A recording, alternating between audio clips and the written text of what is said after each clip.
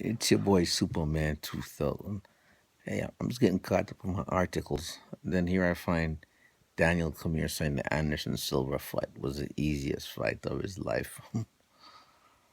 Bruh, bruh, bruh, bruh, bruh. Braces just cut my lip.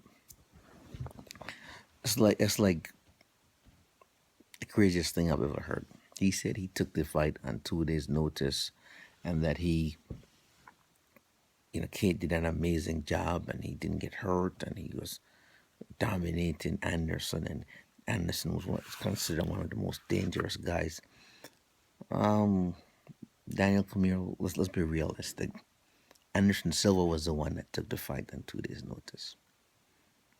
One, and then two, both of you put on a spectacular fight that was the equivalent of combination between a hard sparring match and not trying too much to hurt the other person.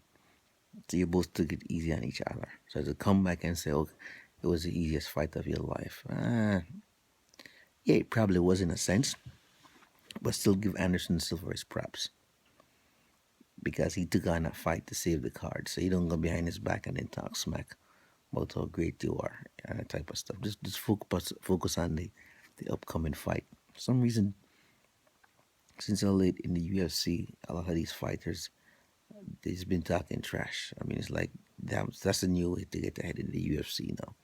You talk trash, you call up fighters, and then hopefully it generates enough interest to where you can get a title shot. Well, turns out that boxers are doing the same things. Roy Jones Jr. calling out Anderson Silva. You have other boxer calling out Nathan Nick Diaz. So it's like at some point we're gonna have just this like random cross promotion stuff going on. Right now, the conversation is back again about boxing versus martial arts.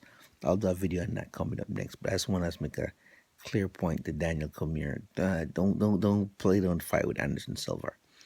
And for the fight coming up with Rumble Johnson, today I sent Daniel Cormier a message on Twitter saying that he shouldn't stand and bang with Rumble. He should stick to his plan of trying to wrestle Rumble down. But here's the deal. For this fight, I got Rumble Johnson. And I got Rumble Johnson for this fight for simple reason. Cormier took some time off. And Rumble has been more active. And, when you're the champ, you get settled in, you break it, you get your teeth cut in, and you're ready, and you defend the belt, right? But in the UFC, statistically, after 24 defenses or 4 defenses, the champ is going to lose. But I think that Daniel Cormier is not going to lose this belt because he's not good or he's not talented. I think he's going to lose because Rumble Johnson has a game plan now. And I think it's going to go where Daniel Cormier is going to try and go for the takedown, and Rumble is going to put his knee right into his head and knock him out. That's how I envision that going.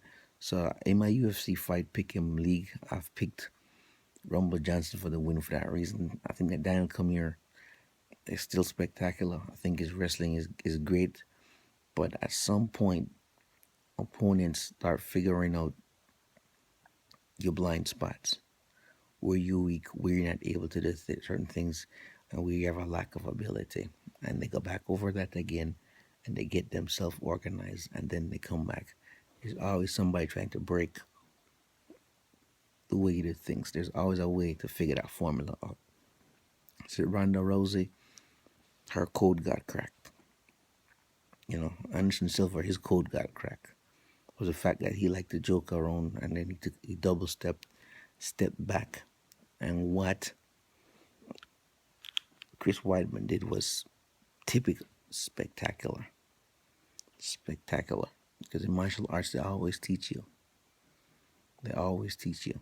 If you go into the cat stance mean that you put all the weight on your back leg. You go into the cat stance, you're either gonna do a push kick or you're gonna do some kind of jump kick. You're not gonna be backing up on that leg And when Anderson backed up on the leg, Chris Weidman just came around in the fight triangle. Perfect move. Perfect karate.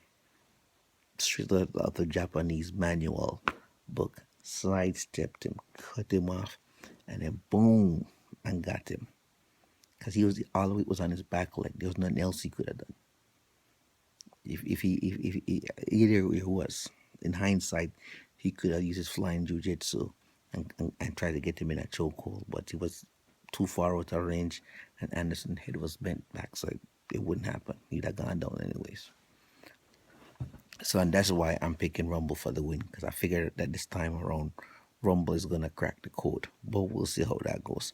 As my 2 cents from the fight, cheer guys. Peace out. I kind of don't like this pick, but my gut feeling just said go with it. All right, peace out.